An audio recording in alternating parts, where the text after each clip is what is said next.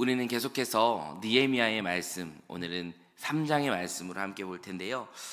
무너진 성벽과 성문을 다시 수축하기를 소망하고 기도하고 준비했던 느헤미야. 그래서 그 총독으로, 예루살렘의 총독으로 부임하게 됐던 느헤미야의 말씀을 지금까지 함께 나누었습니다. 그런데 오늘은 조금 시선을 돌려서 느헤미야에게 초점을 맞추는 것이 아니라 오늘 하루만은 그 느헤미야와 함께 했던 사람들에 대한 이야기를 해보려고 합니다.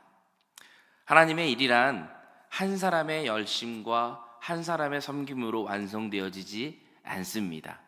시작은 한 사람의 기도 제목, 한 사람의 섬김으로 시작하였을지 몰라도 그 하나님의 사역은 늘 함께하는 사람을 붙여주시고 함께 이루어가는 공동체의 사역임을 우리는 오늘 말씀을 통해 나눌 수가 있습니다.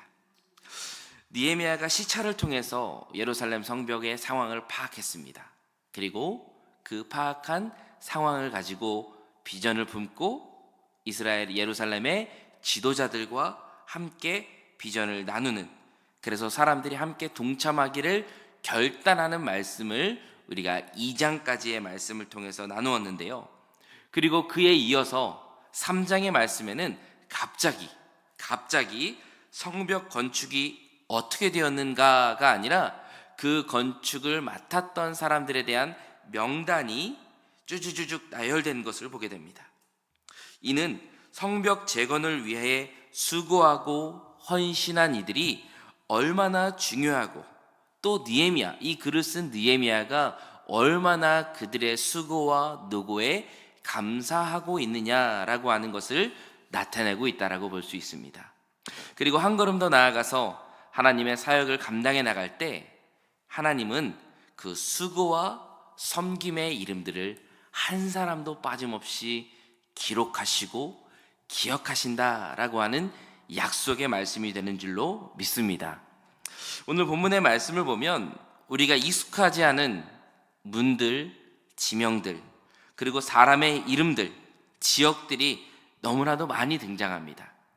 그래서 우리가 3장의 말씀을 읽다 보면 이게 다 무슨 말이고 어떤 의미가 있느냐라고 반문할 수 있지만, 이 말씀을 잘 읽어보면 어떠한 사람들이 어떠한 상황 속에서 어떠한 마음을 가지고 성벽 재건에 함께 동참했는지를 우리가 나눌 수 있습니다.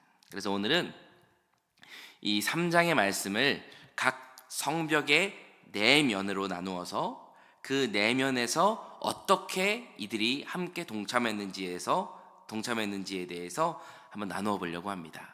가장 먼저 예루살렘 성벽의 북쪽을 담당했던 사람들이 있습니다.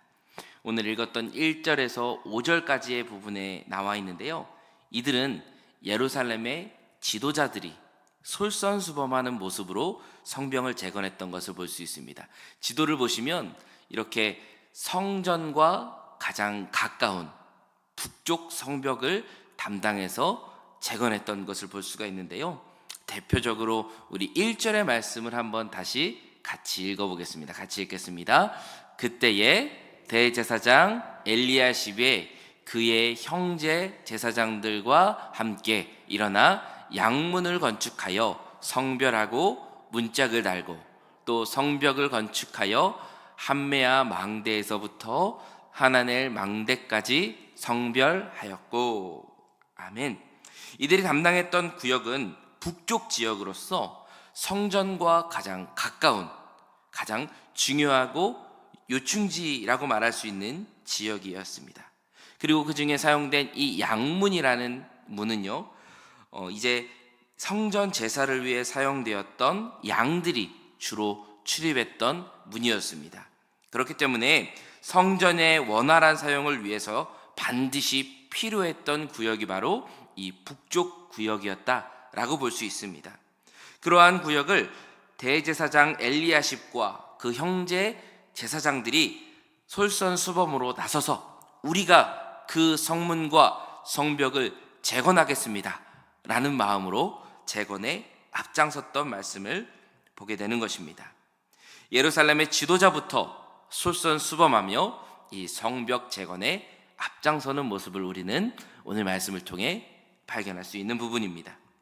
그리고 또 다른 부분은 북쪽 성벽, 그 다음 부분은 6절부터 13절까지에 기록된 서쪽 성벽을 재건했던 사람들이 기록이 되어 있습니다. 서쪽 성벽에서 우리가 특징적으로 발견할 수 있는 부분은 이제 지도를 한번 보시면 이제 문이 이제 문에서부터 이렇게 쭉 내려와서 성벽을 재건하고 있는데, 이 부분에서 우리가 특별히 발견할 수 있는 부분은 우리 12절의 말씀을 같이 한번 읽어보면 좋을 것 같습니다. 12절 같이 읽어보겠습니다.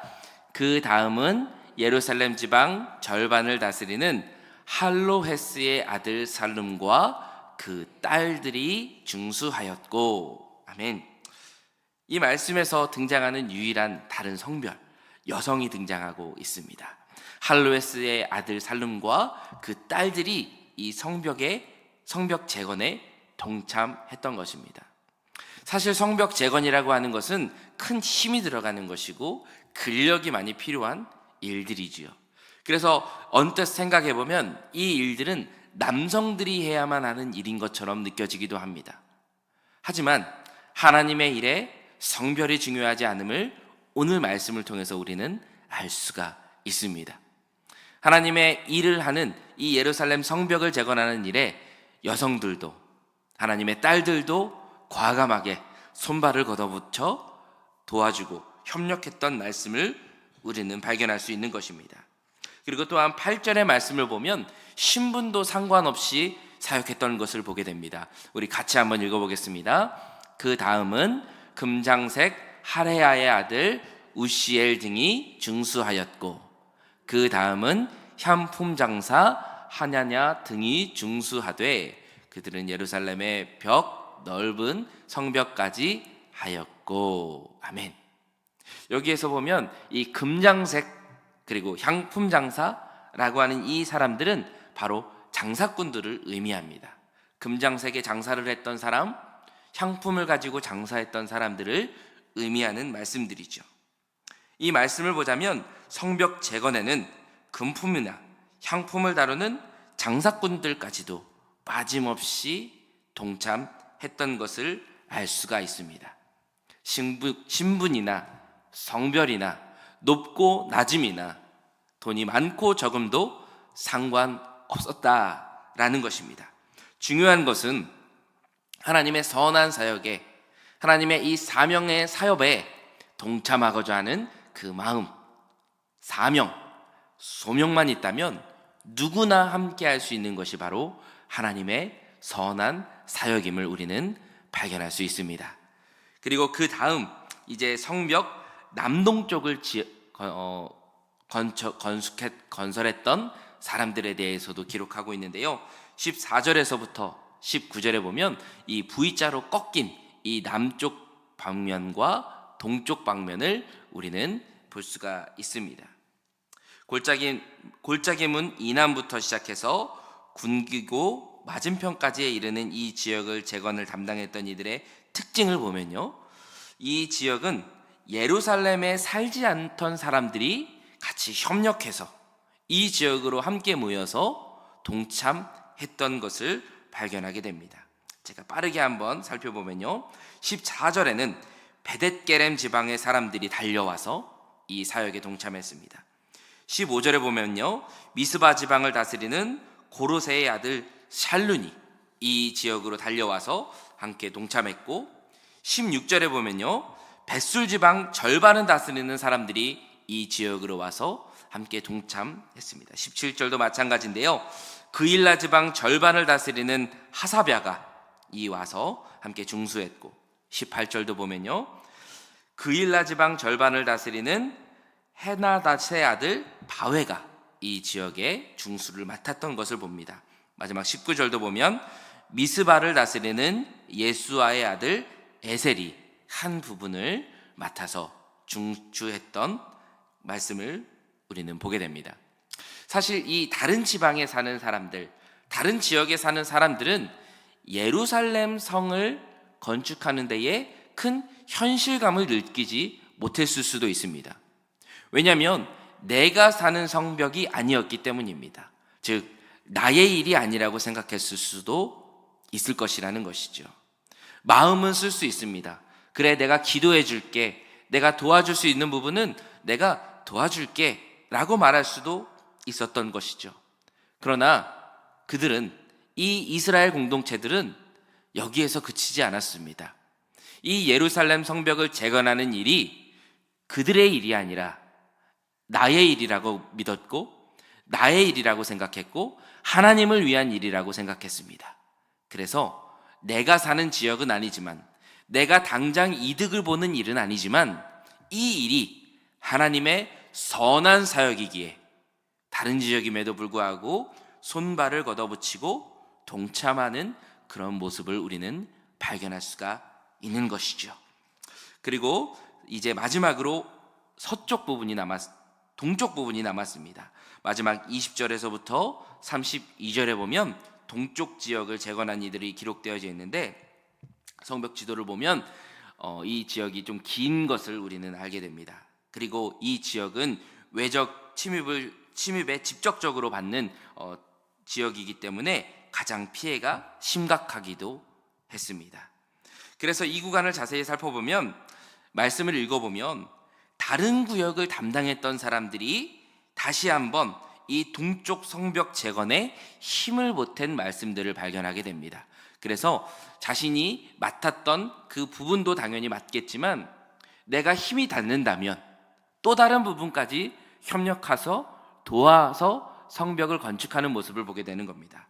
우리 한번 비교하면서 말씀을 보겠습니다. 4절과 21절에 보면 학고스의 손자 우리아의 아들 무레못이 4절에서는 북방을 재건했고, 21절에서 보면 동쪽까지도 한 편을 재건했던 것을 봅니다.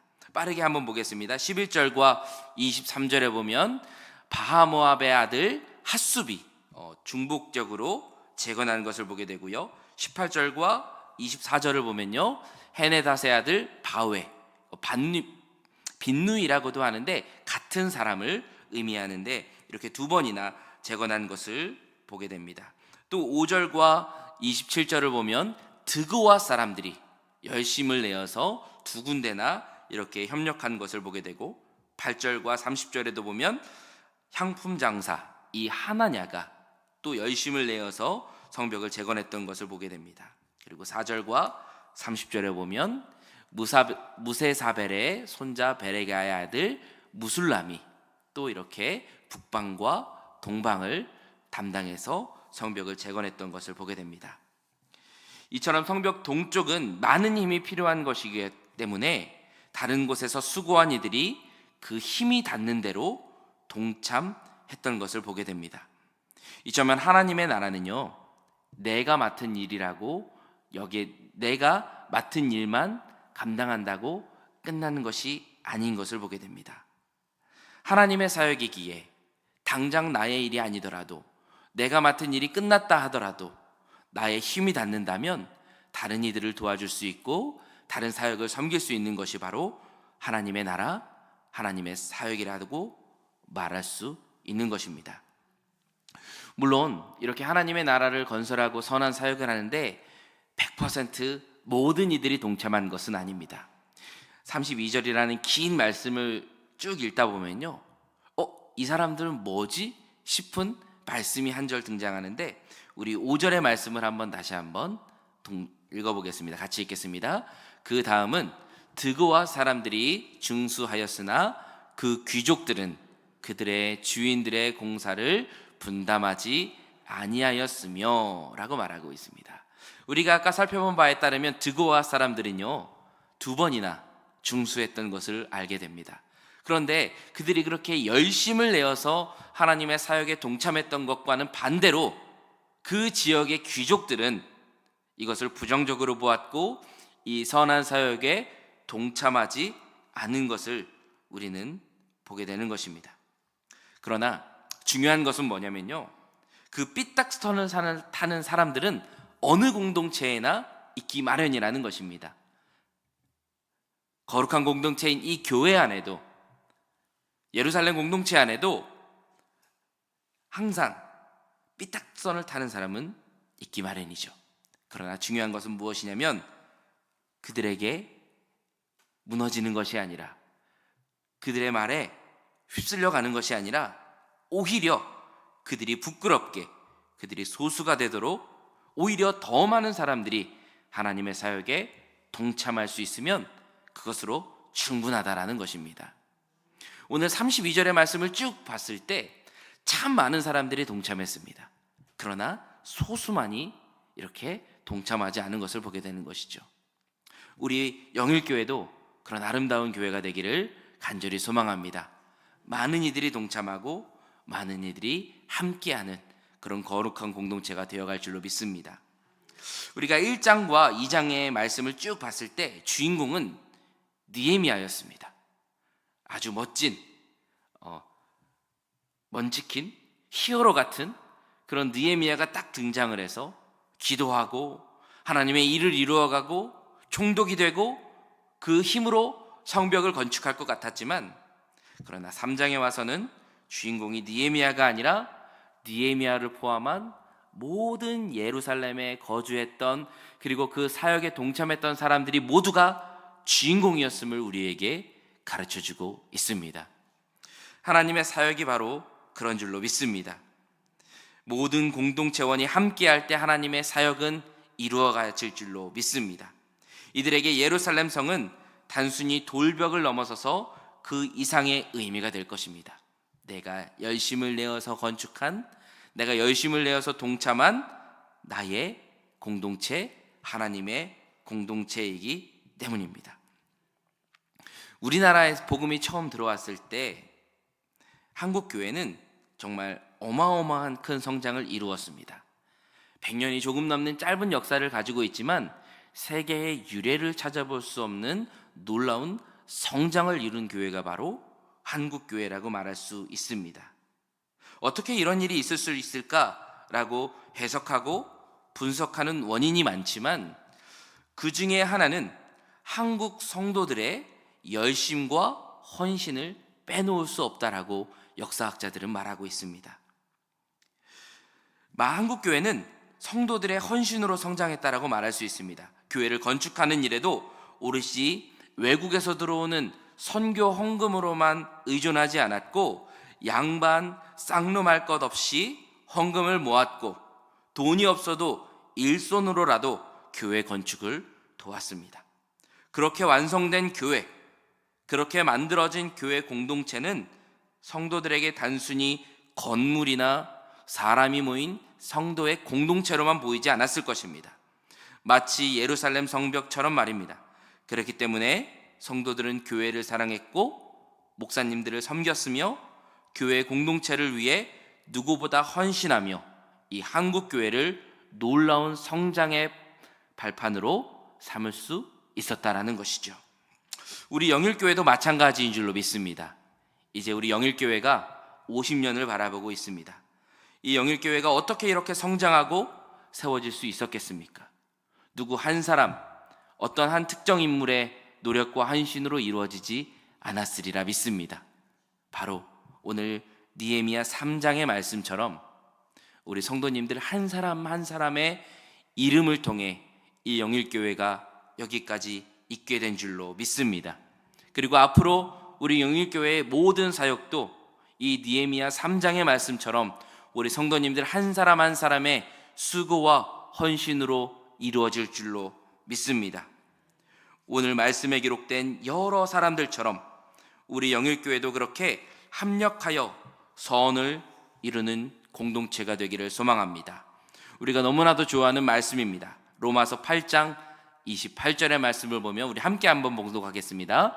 우리가 알거니와 하나님을 사랑하는 자 곧 그의 뜻대로 부르심을 입은 자들에게는 모든 것이 합력하여 선을 이루느니라. 아멘. 이 말씀처럼 우리가 합력하여 선을 이루게 되기를 소망합니다.